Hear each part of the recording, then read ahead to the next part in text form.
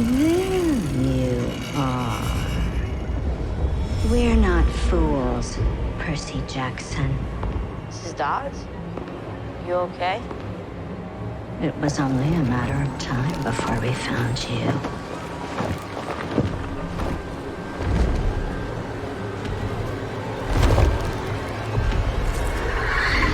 Where is it, Half-Blood? Where is it? How did that woman turn into a horrible creature? And why was she after Percy Jackson, a seemingly normal 12-year-old boy? Well, as it turns out, Percy is not a normal boy. Let's find out together what's going on here and of course, learn some English in the process. Before we get started though, I have an important message to give you. I was looking at the analytics of our YouTube channel here, and I've noticed that more than 50% of people who watch our lessons here are not subscribed. So, can you do me a favor? Please subscribe to the channel.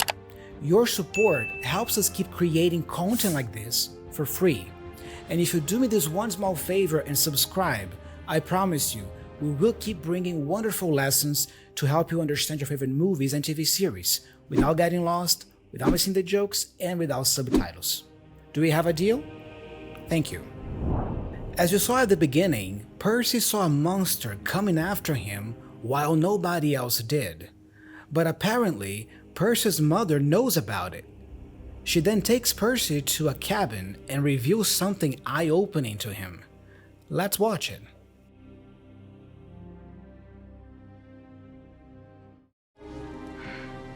A long time ago, I met a man here on the beach. He was wise and brave and kind and noble.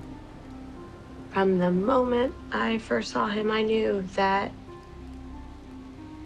I had never met a man like him before. And then I realized he was unlike any man I had ever met before, because he wasn't a man at all. He was a god. You fell in love with God? Like Jesus? Not God, a god, Percy.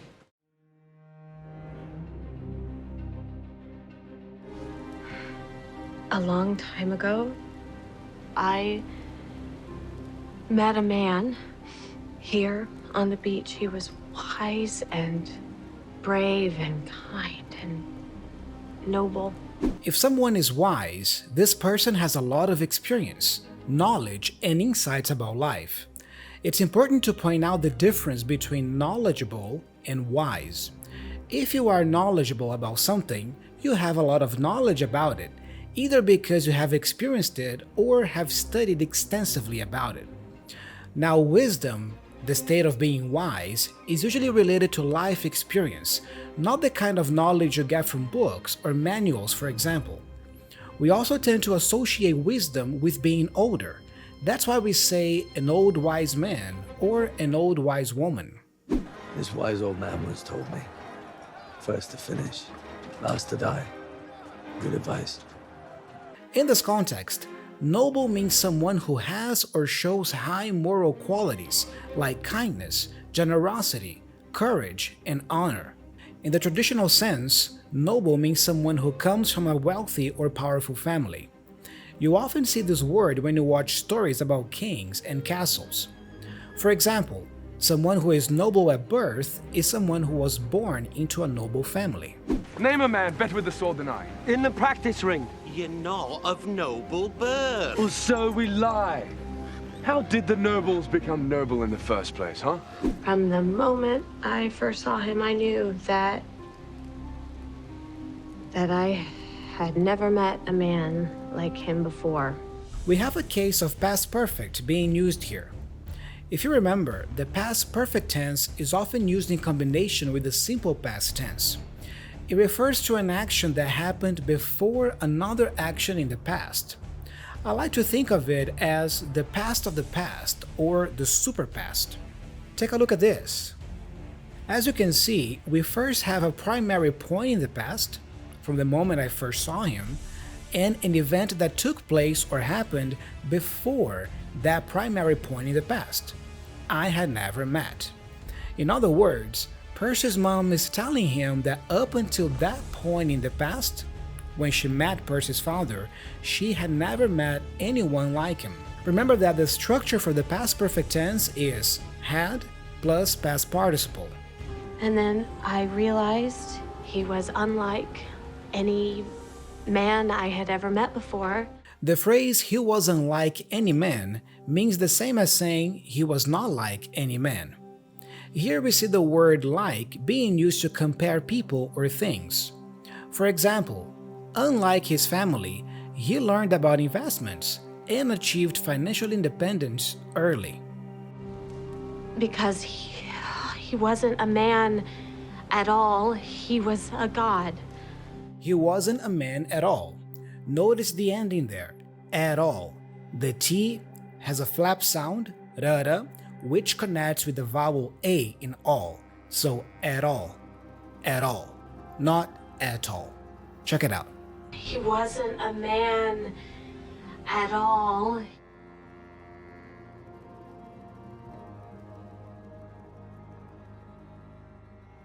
You fell in love with God? Like Jesus?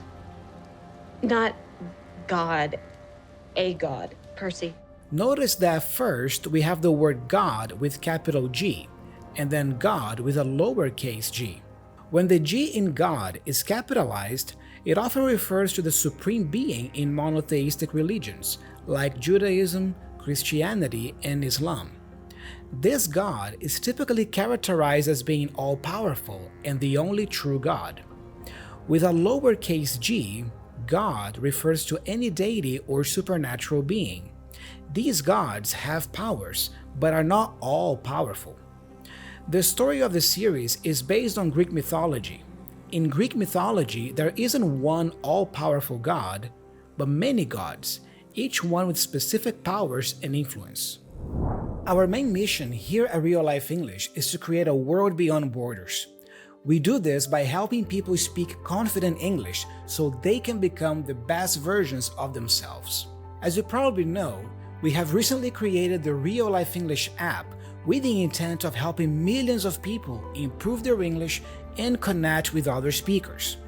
And we would love for you to join us in making this vision a reality.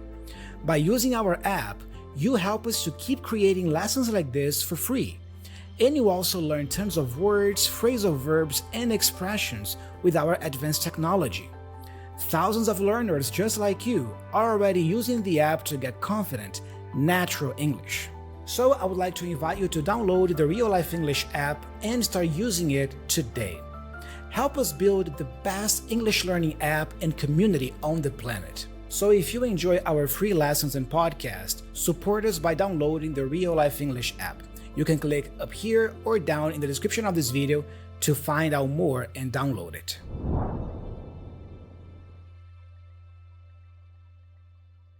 The stories that I have told you about Greek gods and heroes and monsters, they are real. Mom. In those stories, I have told you about how gods and mortals would sometimes have Mom, children please together, stop. children called Mom. demigods, and sometimes they are known as half-bloods. That's what the monster called me. Mom, what's happening? You are a half-blood. And half-bloods are not safe in the world. Once they reach a certain age and they begin to understand what they are, terrible forces are drawn to them, driven to harm them before they can become strong enough to fight back. That is what you have been feeling. It has always been a part of who you are. It was always coming. Why are you telling me Percy, this? I know that this is hard to understand, but you have to believe me that this is real.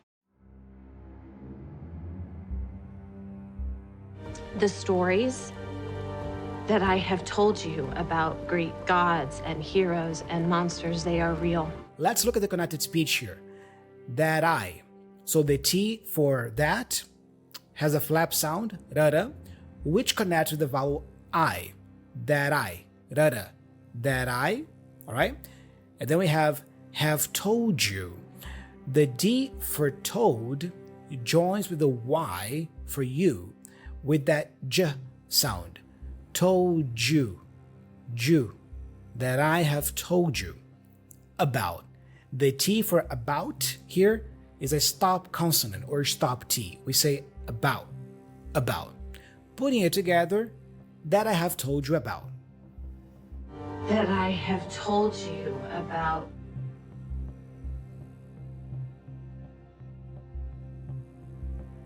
Mom, In those stories, I have told you about how gods and mortals would sometimes have Mom, children please together. stop. Especially in the context of mythologies, like the Greek and Norse mythologies, for example, mortals are the humans who don't have any supernatural powers and can easily be killed.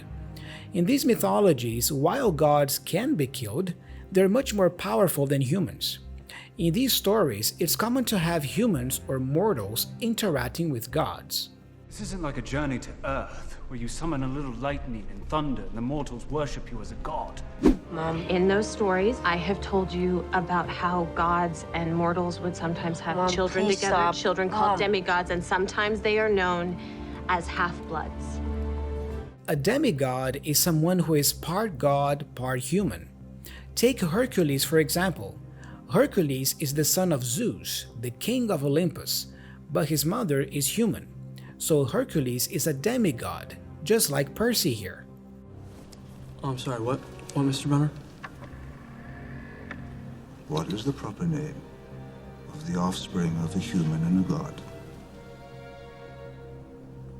Demigod. Exactly. A half-blood here refers to a demigod. We say half-blood because the person only has half the blood of a god. In other words, not a true, authentic god. So, this is Camp Half-Blood. Half meaning what? I think you know. Half meaning half mortal, half god. And half-bloods are not safe in the world. Once they reach a certain age and they begin to understand what they are. Question: what is the difference between begin and start?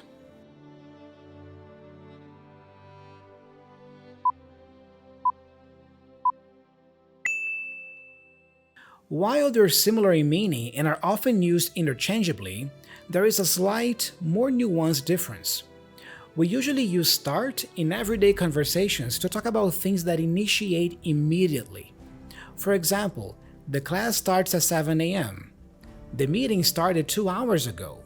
The race started. Begin usually refers to something more ceremonial or that gradually happens. In other words, it takes longer to initiate. It's more of a process. For example, I'm beginning to understand how phrasal verbs in English work. She began her journey to become a pianist when she was only 7. You know, this actually reminds me of a great Batman movie which I love, called Batman Begins. I'm a huge Batman fan. Hello? And why is the movie called Batman Begins? Exactly because of this, because in the movie we see Bruce Wayne becoming the Batman. He doesn't become the Batman right away. It doesn't happen immediately. So he loses his parents, then he has to go up to the mountains and train with ninjas. 7 years later he comes back to Gotham City and then he becomes the Batman. You see, it's a process. That's why the name of the movie is Batman Begins, not Batman Starts. Terrible forces are drawn to them, driven to harm them before they can become strong enough to fight back. When you are drawn to something or someone, you are attracted to them, or you feel something is pulling you towards them. They stun their targets and consume the brain, taking control of the body. What do we do? Make no sound. They're drawn to mental energy. If you are driven to do something, you have the motivation to do it. In the business world, it's common to use the term self-driven. For example, if you are a self-driven professional, you are motivated, independent, and proactive. To harm means to hurt. For example, if you eat too much sugar, you will harm your body over time. So Percy's mom is telling him that there are terrible forces, like that monster we saw at the beginning of the lesson, that are attracted to demigods, and their main motivation or drive is to hurt these half-bloods. This is crazy. Okay, I'm not a god. There is something wrong with my brain. I understand that I'm weird. Believe me, I get it. But I'm afraid something may be really broken. And now you're telling me stories like it's gonna make it okay? No, I'm not a baby. I know there's no such thing as monsters. I know there's no such thing as gods. And I know for certain that there is no such thing as demigods. This is crazy. Okay, I'm not a god. There is something wrong with my brain. I understand that I'm weird. A weird person is a strange, odd person who doesn't really fit in or belong to any particular group. Percy is saying this because he's considered weird by his school classmates. I understand that I'm weird. Believe me, I get it. But I'm afraid something may be really broken. Percy is talking about his sanity here. If you call someone broken in that sense, you mean that that person has mental problems and is not as mentally healthy as normal people. Keep in mind that this is a very strong thing to say about someone's mental health, which could even be considered offensive. Better ways to say this could be he has a condition or he has special needs. No, I'm not a baby. I know there's no such thing as monsters. I know there's no such thing as gods. And I know for certain that there is no such thing as demigods. This is a great chunk. There's no such thing as. You can say this when you want to communicate the idea that something doesn't exist or is not true.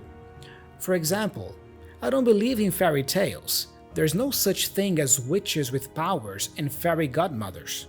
Alright, time to test your listening skills by watching the clips again without subtitles this time, and of course, answer some quiz questions I have prepared for you.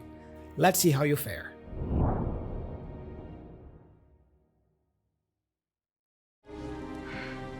A long time ago, I met a man here on the beach. He was wise and brave and kind and noble.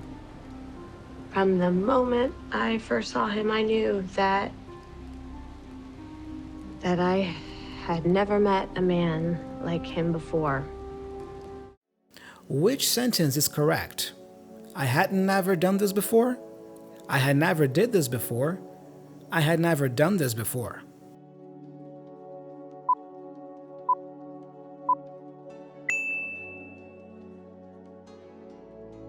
That's what the monster called me. Mom, what's happening? You were a half-blood. And half-bloods are not safe in the world.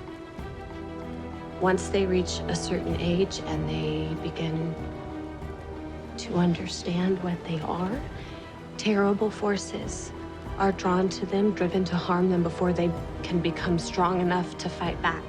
That is what you have been feeling. When you are driven to do something, you lack motivation to do it, you have motivation to do it, you lose motivation to do it.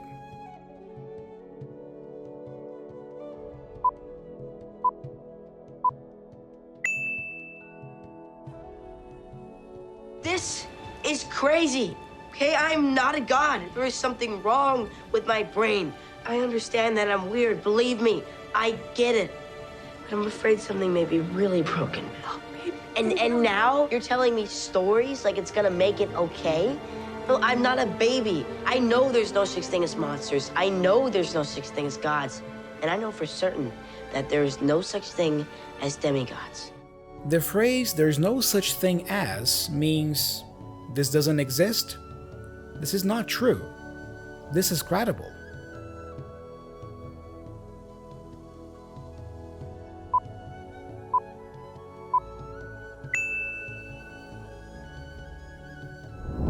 Time for the comment of the day. The comment of the day comes from the lesson Learn English with Soul that we have recently published here on the channel. I was really excited to see this video. and it was my first time watching it. I believe that I will become a good English speaker in the coming days by watching your videos further. Awesome! Welcome to the channel, welcome to the community, and I'm sure you will love all the lessons that we have available here on the channel. Keep learning and keep studying. But now guys, let me give you the challenge of the day about today's lesson. Create 3 sentences with these words from today. Unlike, the expression to be drawn to something or to be drawn to someone, and weird. Post your sentences here in the comment section under this video. I will be looking at them and I'm going to select a comment to read in a future video. Alright, you have made it until the end of the lesson. Great job, you rock. Don't forget to like this video, share this video with a friend who's also learning English, and of course, subscribe to the channel. Your support helps us tremendously. And if you want to keep learning English while having a ton of fun, check out this next lesson. I'm signing off, but I'll be talking to you very soon. See ya. Hang on. What are y'all laughing at? So Connie got a little lost in it. That's a good thing. Look, I remember one time my dad took me to this jazz club, and that's the last place I wanted to be. But then I see this guy, and he's playing these chords with force on it. And then with a minor, I was, whoa, whoa, whoa.